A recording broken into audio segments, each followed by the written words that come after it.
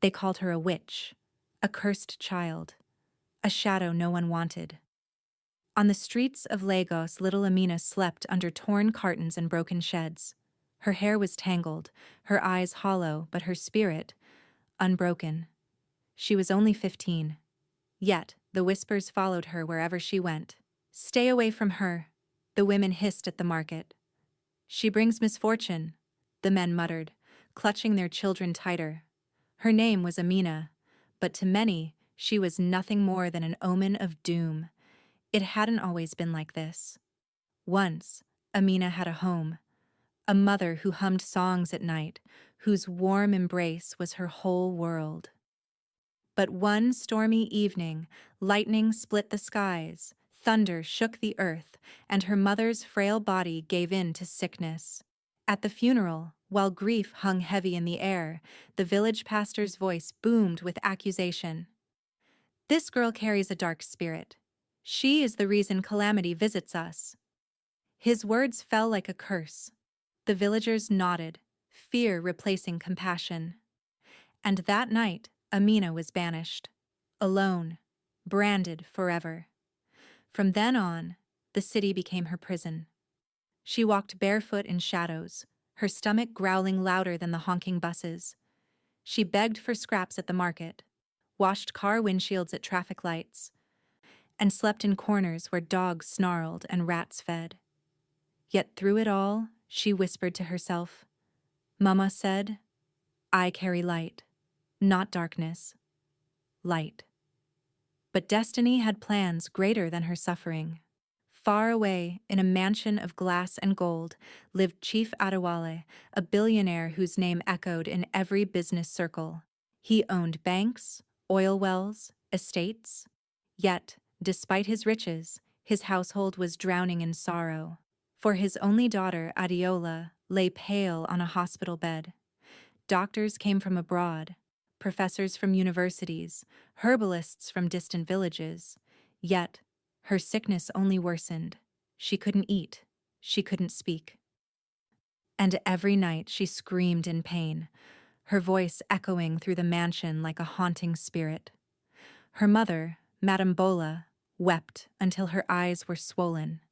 Her father, Chief Adewale, paced through corridors, his suits growing loose as sleep abandoned him. Money had bought everything in his life except a cure for his child. The family prayed, they sacrificed, they hoped. Nothing worked. Then one night, Amina's path crossed fate. She was searching dustbins for food when she saw a convoy of cars rushing in through the mansion gates. Inside, a child screamed in agony. The sound pierced Amina's chest. Something pulled her closer. Against her own fear, she whispered, "Someone needs me." But as she stepped near, the guards saw her. "Dirty witch! Leave this place!" they shouted, chasing her with sticks. She stumbled, falling hard against the gravel. They struck her until she bled. Yet as she crawled away, her lips formed words no one expected. "Your child will not die tonight." The guards froze. "Who told you that?" one asked, trembling. But Amina had already disappeared into the darkness. That night, Adeola's pain worsened. She convulsed. The doctors shook their heads. "Prepare yourselves," one whispered. And as the family braced for the worst, Madame Bola remembered the strange girl's words. "Your child will not die tonight." Desperation clutched her heart. She turned to the guards. "Find that girl. Bring her here. Now." Before dawn, Amina was dragged into the mansion. Her feet left bloody prints on the marble floors. She stood small, trembling, before the grandeur of wealth. Madame Bola's voice cracked with hope. "If you know something, help my daughter." But Chief Adewale scowled. "Nonsense! She's a street child, probably a fraud." Before he could dismiss her, Adeola's scream shattered the air. The girl's pain twisted through the room, her hands clawed at the sheets. Machines beeped violently. Amina's eyes softened. She stepped forward, whispering, "I know this pain. Please, let me touch her." No, the father barked. She'll kill her. But the mother fell to her knees. Please, Adewale, we've tried everything. Just one chance. And so, reluctantly, the billionaire allowed it. Amina approached the bed. Slowly, carefully. She placed her thin hand on Adeola's forehead. She closed her eyes. And then, she hummed. It was the same song her mother once sang to her. A song about light, about hope, about healing. The room grew silent. The machines slowed. Adeola's breath steadied, her fists unclenched. For the first time in months, she slept peacefully. Everyone gasped. The billionaire dropped to his knees. His voice trembled. What? What did you do? Tears rolled down Amina's cheeks. I only gave her what my mother gave me. Love. The mansion was silent that night. Silent except for the steady breathing of Adeola, the first peaceful sleep she had known in months. Madame Bola sat by her side, unable to believe what her eyes had seen. She touched her daughter's hand again and again, as though afraid the miracle would vanish. Chief Adewale, the man who commanded empires, stood in the corner, trembling. His voice cracked when he spoke. This is impossible. But Amina, the street child they had dragged in bleeding, simply sat on the floor, her head bowed. She whispered to herself, Mama said, love heals. Morning came. The doctors returned, expecting to see a corpse. Instead, they found Adeola awake, weak, but smiling. Their eyes widened. They checked the machines. They checked her vitals. Everything was improving.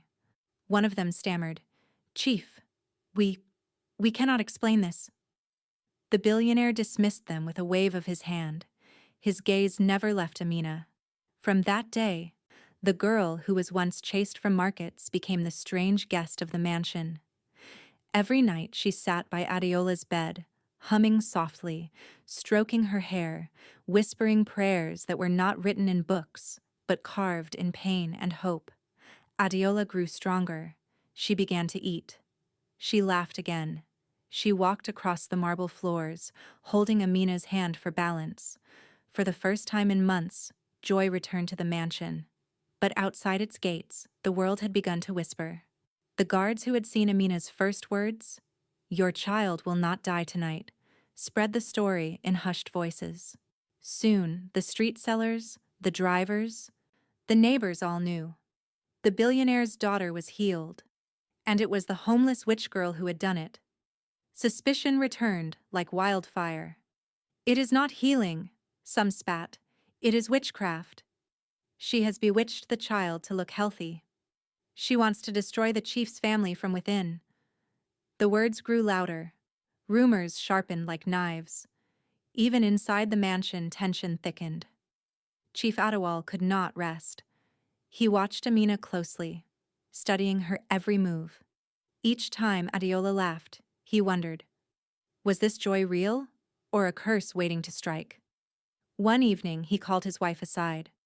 Bola, he said, his tone low. I cannot trust that girl. What if she is the reason Adeola fell sick in the first place? His wife shook her head firmly. No, I saw her. Adewale, I felt it. This girl carries something pure. Can't you see? She is saving our daughter. But the chief's mind was clouded with doubt.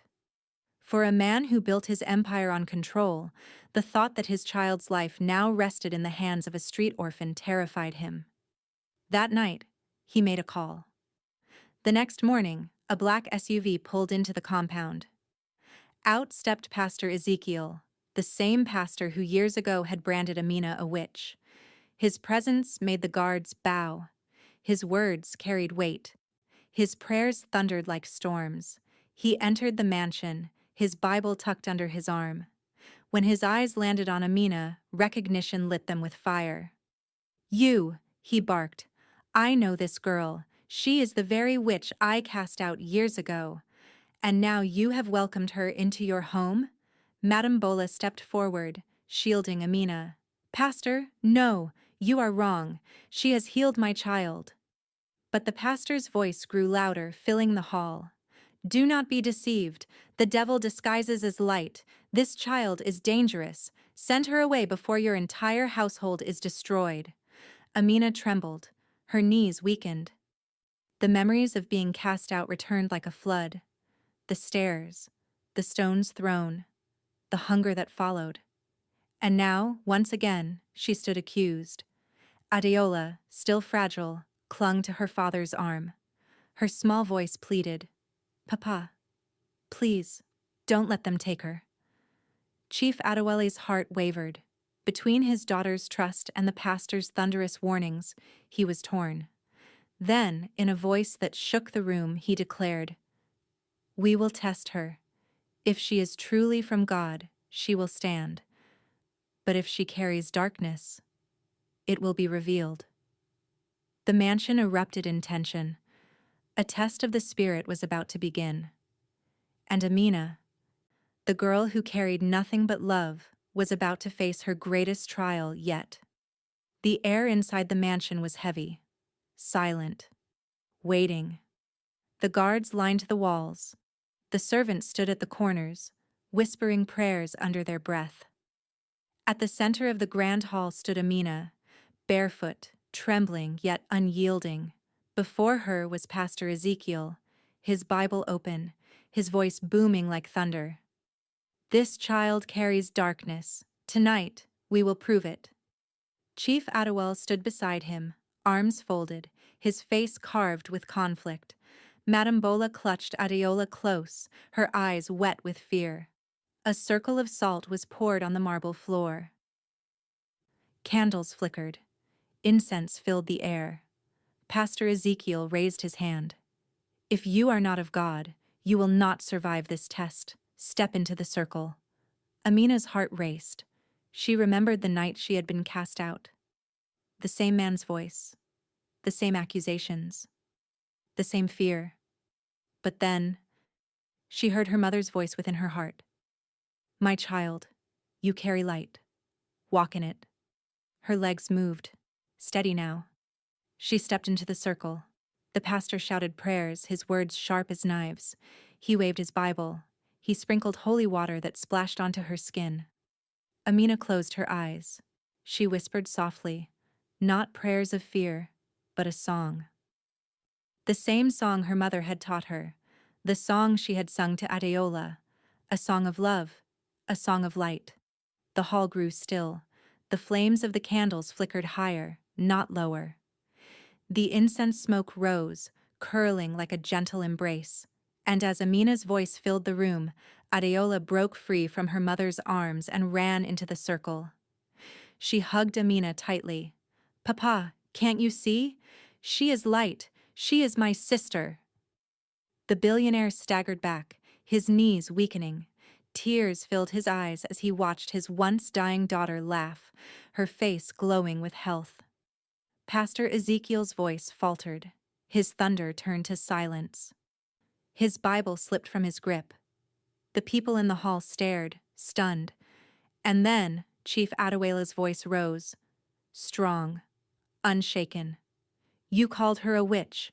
You cast her out. Yet she is the one who gave me back my daughter. If this is witchcraft, then may we all be saved by it. The hall erupted. Gasps, murmurs. Some bowed their heads in shame. Others wept quietly. For the first time, Amina was no longer a child to be feared. She was a child to be honored. From that day forward, she was no longer homeless. Chief Adewale adopted her as his second daughter. Adeola called her sister.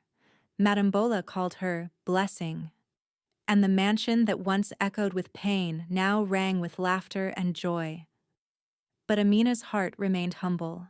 She did not forget the streets that had scorned her. She used her new life to help those who were abandoned. She built shelters. She fed hungry children. She visited the sick. And when people asked her secret, she smiled gently and said, Love is the greatest medicine and the most powerful miracle. Years later, when Adeola spoke at her graduation, she said to the crowd, I once lay on the edge of death, Doctors could not save me. Money could not heal me. But a girl the world called cursed gave me back my life. She is my sister, my healer, my miracle. The audience wept.